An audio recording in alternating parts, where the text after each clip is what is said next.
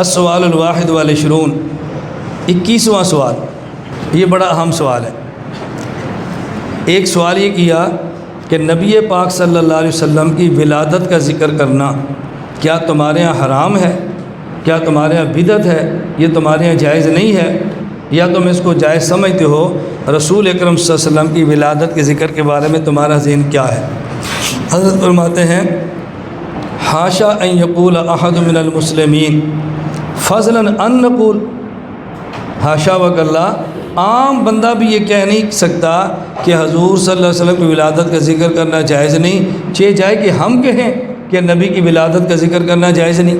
آپ کیسی بات کرتے ہو؟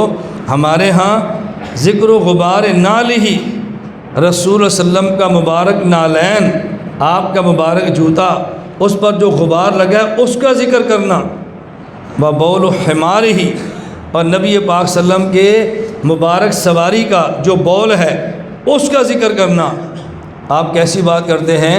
ہم اس کو بدعت نہیں سمجھتے، ہم اس کو گناہ نہیں سمجھتے، آپ کیا سمجھتے ہیں؟ ہم حضور کی ولادت کے ذکر کو گناہ سمجھ لیں گے؟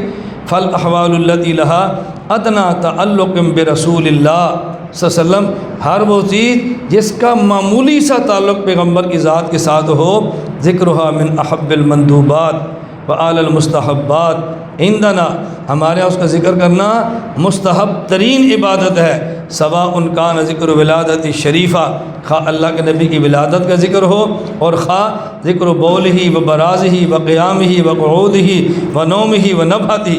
کیسی بات کرتے ہو؟ اللہ کے نبی کا بول، بزار، کھانا پینا، اٹھنا سونا، ان تمام کا ذکر کرنا ہم عبادت سمجھتے ہیں۔ تو جو نبی پاک صلی اللہ علیہ وسلم کے بول کا ذکر عبادت سمجھتا ہو، وہ نبی کی ولادت کا ذکر کرنا عبادت کیوں نہیں سمجھتا؟